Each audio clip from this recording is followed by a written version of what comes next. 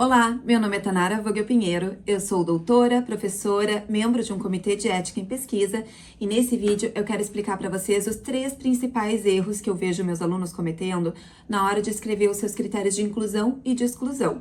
E eu já quero começar trazendo o principal, aquele erro mais importante e mais frequente, que é achar que os critérios de inclusão e de exclusão são o contrário um do outro, que um é a negativa do outro, como nesses exemplos que eu vou mostrar para vocês. Critério de inclusão: artigos em língua portuguesa. Critério de exclusão: artigos em língua estrangeira. Critérios de inclusão: pessoas com diagnóstico de hipertensão arterial. Critérios de exclusão: pessoas sem o diagnóstico de hipertensão arterial. Essa construção está errada e eu vou te explicar os conceitos de critérios de inclusão e de exclusão para você entender bem. Os critérios de inclusão são aquelas características-chave, aqueles critérios que determinam se um sujeito está elegível para participar da sua pesquisa. Eles servem como uma espécie de filtro, ajudando os pesquisadores a identificar o grupo de pessoas que se encaixa nas características necessárias para o estudo, ou seja, qual a população que você precisa estudar para você atingir o seu objetivo geral. Vamos pausar a teoria e vamos pensar num exemplo para ficar bem visual, bem claro para vocês e não ficar dúvida.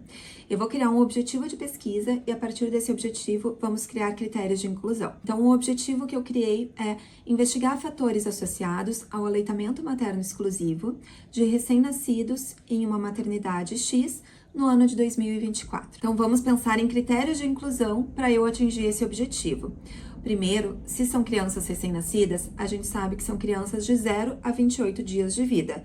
Se não está nessa faixa etária, não pode fazer parte do meu estudo. Essa é a característica principal do meu critério de inclusão. Então, são crianças de 0 a 28 dias de vida, internadas na maternidade X, de 1º de janeiro de 2024 a 31 de dezembro de 2024. Já tenho a minha elegibilidade. Eu tenho aquele grupo de pessoas que fazem parte desses critérios e são essas pessoas que eu vou querer estudar para conseguir atingir meu objetivo. Então, agora que a gente tem os nossos critérios de inclusão, a gente vai pensar nos critérios de exclusão.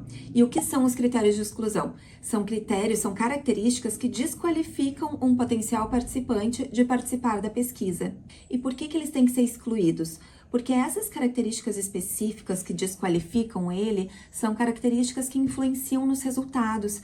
Então, a manutenção desses participantes na pesquisa trariam vieses para o estudo. Então, a gente tem que retirar essa população, excluir ela da nossa seleção para não trazer um resultado errado. Então, se a gente está falando que o erro mais comum é as pessoas acharem que o critério de exclusão é a negativa do critério de inclusão, nessa construção as pessoas colocariam aqui que crianças maiores de 28 dias de vida deveriam ser excluídas. Mas se a gente for ver aqui no nosso desenho, essas pessoas de mais de 28 dias, essas crianças, elas nem fazem parte do nosso estudo, elas nem estão no critério de inclusão. Então, como é que a gente vai excluir algo que nem está dentro da elegibilidade?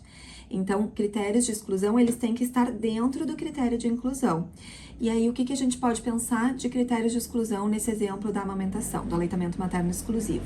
Crianças filhas de mulheres com HIV ou de mulheres que usam medicações que contraindicam a amamentação, elas não podem fazer parte desse estudo, mesmo que elas estejam internadas na maternidade X, que elas tenham de 0 a 28 dias de vida e que estejam internadas de 1º de janeiro a 31 de dezembro de 2024, porque essas crianças, elas não podem ser amamentadas.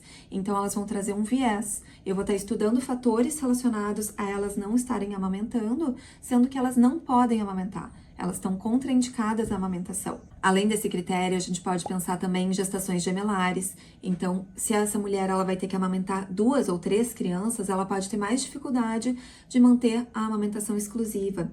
Ou crianças prematuras, crianças com baixo peso ao nascer, crianças que necessitarem uma internação numa UTI pediátrica, crianças com problemas de saúde congênitos que afetam a amamentação. Todos esses que eu falei e outros que também a gente pode pensar são critérios que podem afetar os resultados, então a gente vai elencar eles como critérios de exclusão para que essas pessoas não façam parte do nosso estudo e não afetem os resultados. Agora vamos para o segundo erro muito comum também, que é um trabalho que não tem critérios de exclusão. Nem todo trabalho precisa ter critérios de exclusão.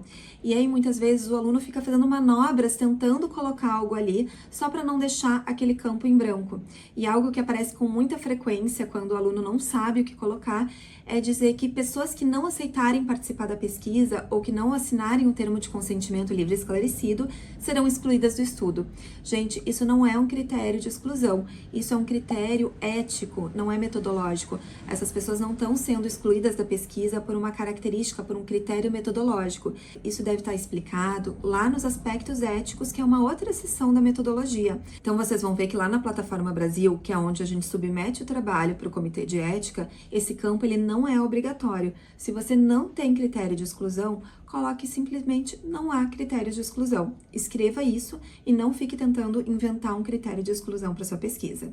E o terceiro erro que eu queria colocar aqui nesse vídeo é quando o aluno esquece de colocar nos critérios de inclusão e exclusão se ele está estudando crianças, adolescentes, adultos, idosos, ou qual é a faixa etária que ele está estudando, a idade mínima, a idade máxima. E um exemplo de como isso pode atrapalhar o estudo é assim, o pesquisador diz que ele quer estudar gestantes, mas ele não diz se essas gestantes são só gestantes maiores de 18 anos, porque a gente sabe que também existem gestantes com menos de 18 anos. E na questão ética, quando a gente estuda pessoas com mais de 18 anos, a gente precisa de termo de consentimento livre e esclarecido, e quando a gente estuda pessoas de menos de 18 anos, a gente precisa de um termo de assentimento dessa pessoa e um termo de consentimento do responsável. Então, se você está estudando gestantes e você não coloca que são gestantes de mais de 18 anos, o Comitê de Ética pode retornar essa pesquisa, questionando se você não fez o termo de assentimento, se você vai estudar as gestantes adolescentes também. Se você gostou do vídeo, não se esqueça de se inscrever no canal e vejo você no próximo vídeo.